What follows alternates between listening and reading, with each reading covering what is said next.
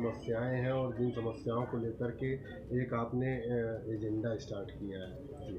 देखिए, अब चुनाव का माहौल है, जी। नई सरकार बनने वाली है। जो भी सरकार बनेगी हम उससे चाहेंगे कि फार्मासिस्टों के हित के बारे में, आम जनता के हित के बारे में वो सोचे और उस पर कार्रवाई हो। जी।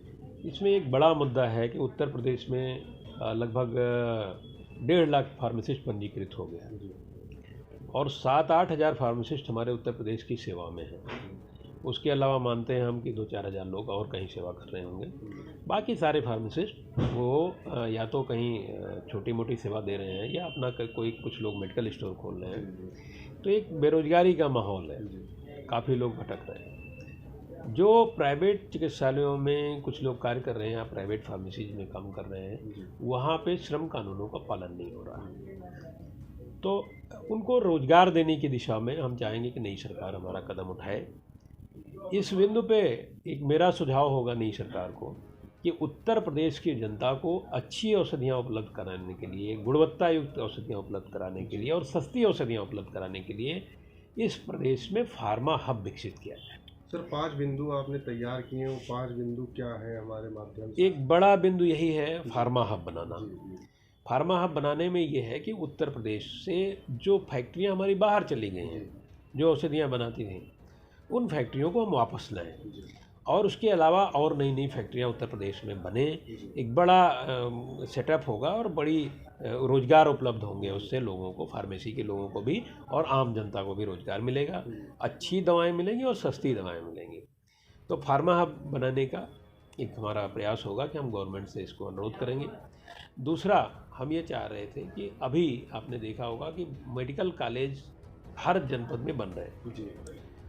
और उन मेडिकल कॉलेजों को बनाते समय जिला अस्पताल और महिला अस्पताल को अपग्रेड किया जा रहा है। अपग्रेड करके उसको मैक्सिमम मेडिकल कॉलेजों को पीपीपी मॉडल पे या स्ववित्त पोषित कर दिया जा रहा है। इससे दो बड़े नुकसान हो रहे हैं। एक तो आम जनता को मिलने वाली निःशुल्क स्वास्थ्य सुविधाएं वो रुक जाती हैं। दूसरा, वहाँ के जो कर्मचारी हमारे हैं वो वहाँ से वापस किए जा रहे हैं विभागों को।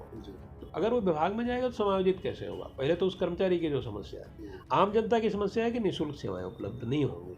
तो मेरा अनुरोध है कि आप सारे जिलों में बनाइए। हम चाहते हैं मेडिकल कॉलेज मैक्सिमम बने, लेकिन वहाँ पे जो जिला चिकित्सालय और महिला चिकित्सालय उनको उसमें सम्मिलियन मत करते हुए उनको संबद्ध रखा जाए, जिससे वहाँ पे जो मरीजों को पहले से सेवाएं उपलब्ध थी, निःशुल्क सेवाएं, वो उनको मिलती रहें और उनको औषधियाँ मिलती रहें, उनकी जाँच फ्री होती रहे और जो कर्मचारी वहाँ पे है वो बना रहे।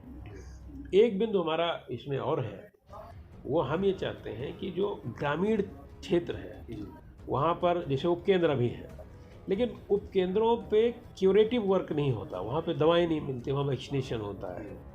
जैसे दिल्ली में मोहल्ला क्लिनिक वगैरह, इस तरीके की ग्रामीण क्षेत्रों में ऐसी व्यवस्था की जाए कि गांव-गांव या 2 गांव 4 गांव में 10,000 की आबादी पे एक छोटा केंद्र बनाया जाए और उस पर हमारे फार्मा के लोगों को, जो फार्माकोलॉजी से एम फार्मा है, बी फार्मा है, इवन डिप्लोमा इन फार्मेसी को भी फार्माकोलॉजी का विस्तृत अध्ययन कराया जाता।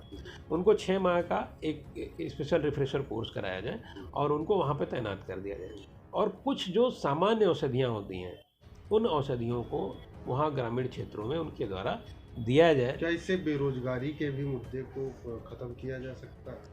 इससे बेरोजगारी भी खत्म होगी, निश्चित ही खत्म होगी। भाई अगर वहाँ पे लोग लगेंगे तो उन्हें बेरोजगारी खत्म होगी। और हम बेरोजगारी से ज़्यादा जो बड़ी समस्या है, ग्रामीण क्षेत्रों में औषधियों से होने वाले दुष्प्रभावों को रोक सकते हैं हम। लोग जाते हैं कोएक्स से दवा लेते हैं, वो तमाम सारी स्टेरॉइड खिलाते हैं, तमाम सारी एंटीबायोटिक्स को वो बिना सोचे समझे देते हैं और 1 दिन 2 दिन खिला करके एंटीबायोटिक बंद कर दिया जाता है।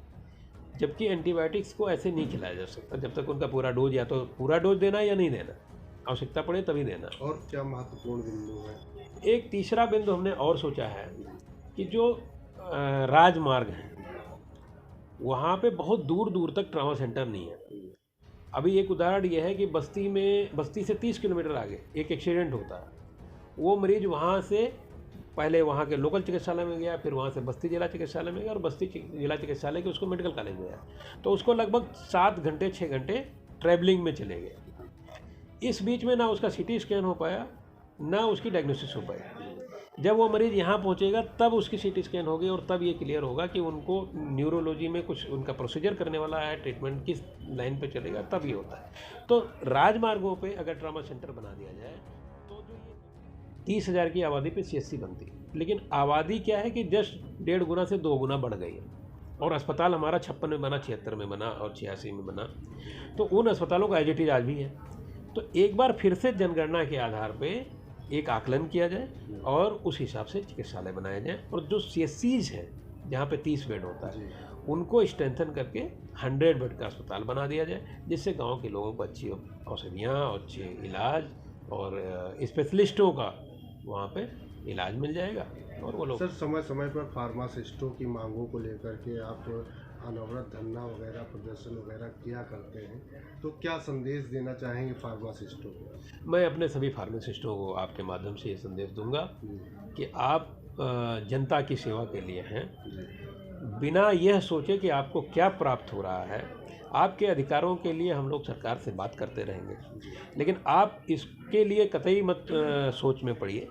सभी फार्मासिस्ट हमारे जनता के लिए, जनता के स्वास्थ्य के लिए दिन रात 24 आवर बिना सोचे लगे रहें, काम करते रहें और यही हमारे फार्मासिस्टों की पहचान है। उत्तर प्रदेश में आम जनता से हम सीधे जुड़े लोग हैं और हम हमारे साथी प्राथमिक स्वास्थ्य केंद्र और सामुदायिक स्वास्थ्य केंद्र 24-24 घंटे ड्यूटी कर रहे हैं। मैन पावर की कमी है, लेकिन उसको दरकिनार करते हुए हम यही चाहेंगे कि आप अपनी सेवाएं अनवरत देते रहिए, क्योंकि इस सेवा का बदला पैसे से या किसी और चीज़ से इसका बदला नहीं लिया जा सकता है, कि इसका कोई मोल नहीं है इस सेवा का। तो हम जनता को अच्छी सुविधाएं दें और पूरी ईमानदारी के साथ।